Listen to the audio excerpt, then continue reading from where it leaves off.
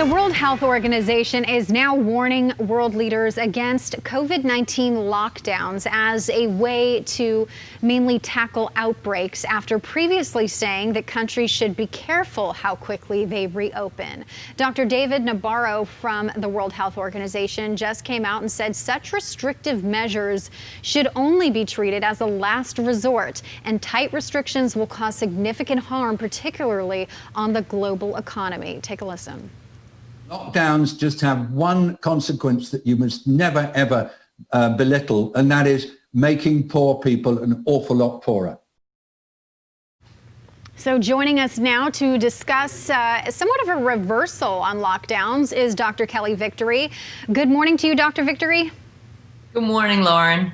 So this is something you had been saying among much criticism, I might add, early on with this lockdown and our response to COVID-19. What is your initial reaction to the envoy to the World Health Organization making this statement?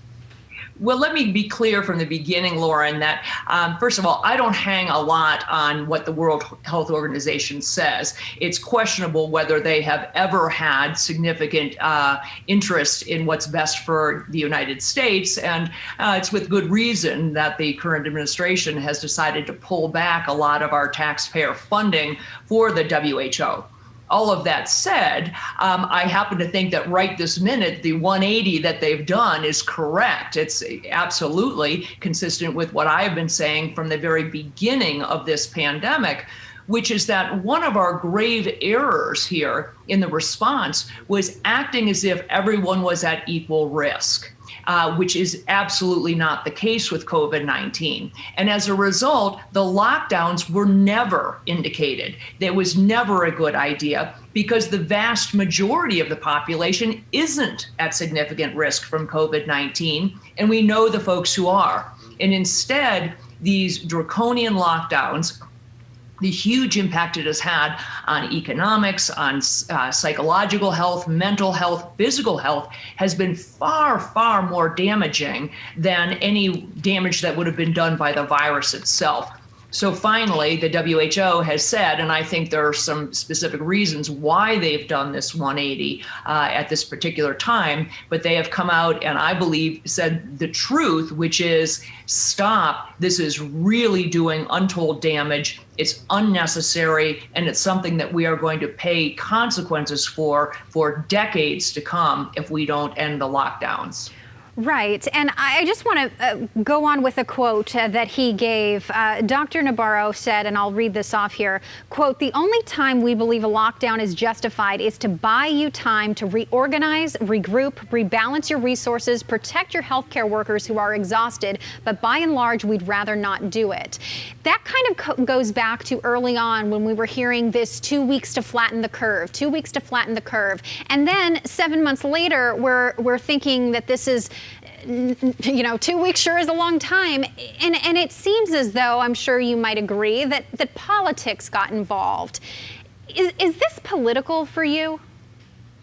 Absolutely. And you are correct that we are now 31 weeks into 2 weeks to flatten the curve.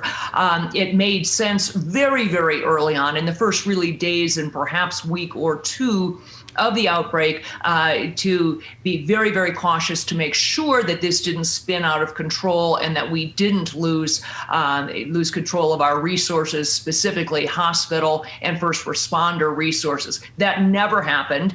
Even in places like New York, we were never so overwhelmed that we didn't have hospitals available. But all of that said, at this point, there's no indication for it. And yes, I think it's been highly, highly political. Specifically, I think the reason that the WHO finally has done the 180 that we're talking about is in response to the fact that there's now a global initiative to end the lockdowns. Despite everything I had been saying and eventually some other experts had been saying the past months about stopping the lockdowns. Now there's a global initiative in the form of the Great Barrington Declaration, which is a statement that was authored by three preeminent epidemiologists, Martin Kulldorff from Harvard University, Sunita Gupta from Oxford, and Ray Bhattacharya from Stanford, who said, look, these lockdowns are causing, amongst other things, increases in cancer rates, decreases in childhood vaccinations, delayed screening examinations, everything from mammograms to colonoscopies, huge increase in poverty, huge increase in depression and substance abuse and suicides. So because there's now been tens of thousands of people around the globe who've signed on to this Great Barrington Declaration, myself included, and tens of thousands of non-physicians as well, I believe that the World Health Organization has said, ooh, now we don't just have the United States not happy with us, right, but we've got a lot of other countries that are questioning the guidance that we have given. Yeah, which is why we're seeing, you mentioned the Great Barrington Declaration, a number of doctors from around the globe having signed this, from autism experts, psychiatrists to oncologists, right, epidemiologists. But Dr. Nabarro went on to say it seems we may have a doubling of world poverty by next year, and we may have at least a doubling of child malnutrition, and that is just heartbreaking to think about. And do you think that this is going to get enough attention that maybe we could see a quick reversal in the next couple of weeks of starting to open up more broadly? I certainly hope so, Lauren, because there comes a point where it becomes very difficult to recover from some of these things.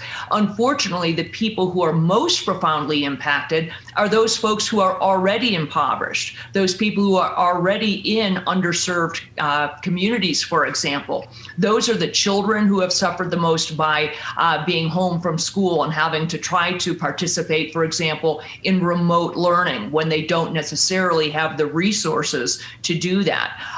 Blue collar workers have been most profoundly impacted because while you and I are able to actually maintain some semblance of our jobs by working remotely, as we've all started to do, there are many folks for whom that's not an option because their jobs aren't amenable to it.